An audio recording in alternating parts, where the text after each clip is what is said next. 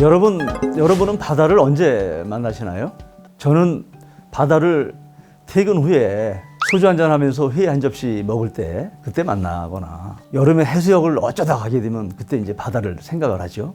우리는 바다를요, 생각보다 하루하루 살아가면서 매 순간마다 만나는 그런 존재가 바다라고 생각을 합니다. 일어나면요, 휴대폰 먼저 우리 들지 않습니까? 휴대폰에서 보면은 우리가 뭐 날씨도 보고 전화가 왔는지도 확인하고 또 기사도 보고 그렇죠. 휴대폰에 인터넷 기능이 있기 때문에 그렇죠. 휴대폰은 사실은 작은 컴퓨터입니다. 그런데 이 인터넷이요, 아주 이 바다에서 엄청나게 많은 부분을 배워왔습니다.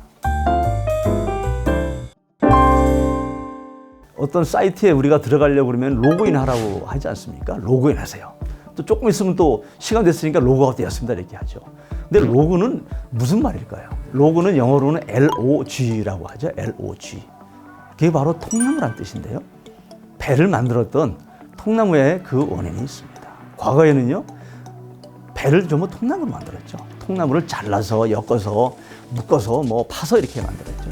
배에서 쓰는 항해일지, 업물질입니다. 업물질. 우리 다 업물질 쓰지 않습니까? 업물질을 로그북이라고 이렇게 이야기를 합니다. 로그북에서 로그인과 로그아웃이 나왔습니다. 동영상 내려받기 뭐 이렇게 우리가 많이 이야기를 하죠. 그 부분을 우리가 영어로는 뭐라고 표현합니까? 쉽죠. 많이 쓰니까요. 다운로드라고 하죠. 다운로드. 항만에 정박해 있는 배에서 물건을 항만으로 내리는 것을 이야기합니다. 그대로죠. 다운로드니까요. 그리고 거꾸로 동영상을 올린다는 뭐라고 얘기를 합니까? 업로드 이렇게 표현을 하죠. 업로드는 거꾸로 항구에서 배로 물건을 실는 것을 이야기를 하지 않습니까? 우리가 또 어떤 정보를 찾아보려고 하면 우리가 포털 사이트 들어가지 않습니까? 포털 사이트 들어가야 거기서 뭐 다양한 이 정보도 찾아내고 뉴스도 보고 하지 않습니까? 이 포털 사이트라고 하는 의미가 바로 관문, 항구를 이야기를 합니다. 2000년대 이전까지는 MS 이전에 넷스케이프라고 하는 그런 브라우저가 있었습니다. 그때는 저게 대세였죠.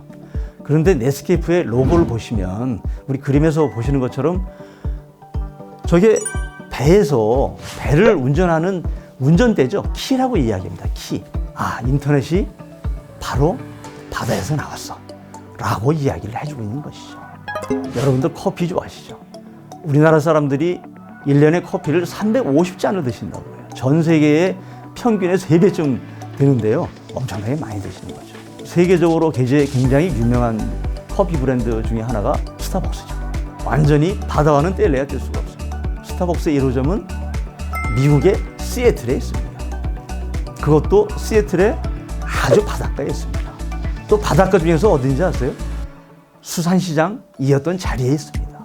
왜 시애틀에 있고 바닷가에 있고 수산시장 자리에 있을까요? 스타벅스의 스는 우리 영어로 S를 붙이면 복수죠. 여러 사람이라는 뜻이지 않습니까? 바로 스타벅은 사람 이름인데요. 1851년도에 이 멜빌이 쓴 모비딕이라고 하는 소설이 있습니다. 우리는 백경이라고 이렇게 많이 알려져 있죠. 그 백경에서 고래를 잡는 배의 이름이 피코드호입니다. 피코드호에서 커피를 엄청나게 좋아했던, 저보다 더 좋았던 것 같아요. 1등 항해사 이름이 스타벅입니다. 스타벅. 스타벅스를 창업한 사람이 3사람이죠. 3사람. 그래서 스타벅 3사람 해서 스타벅스라고 하는 이름을 지었습니다. 그래서 시애틀에 있고 수산시장에 1호점이 있는 것이죠. 그런데 더 놀라운 것은요, 이 로고를 보시면 사이렌이 있죠. 사이렌. 스타벅스의 로고는 초록색 로고입니다. 그게 이제 뭐 왕관 쓰고 옆에 지느러미처럼 이렇게 보이지 않습니까? 근데 원래 1호점에 있는 원래 오리지널 로고는요, 갈색에다가 굉장히 험하게 생긴 그 사이렌입니다. 그리스의 에게해에서 예쁜 목소리로 노래를 불러서 유혹을 해서 잡아먹었던 바다의 요정이라고 하는 사이렌에서 나온 것이죠. 바다에서 나온 이름과 로고를 가지고 있습니다. 여러분 나중에 스타벅스 가서 커피 드실 때 스타벅스 바다에서 나왔대 라고 기억해 주시면 좋겠습니다. 여러분, 우리는 바다가 우리 일상 속에 있고 또 산업적으로도 굉장히 중요한데 그렇게 많이 생각들은 못하고 있죠. 우리가 뭐 공기가 얼마나 중요합니까? 우리가 물이 얼마나 중요합니까? 그런데 평상시에는 잘 못 느끼지 않습니까?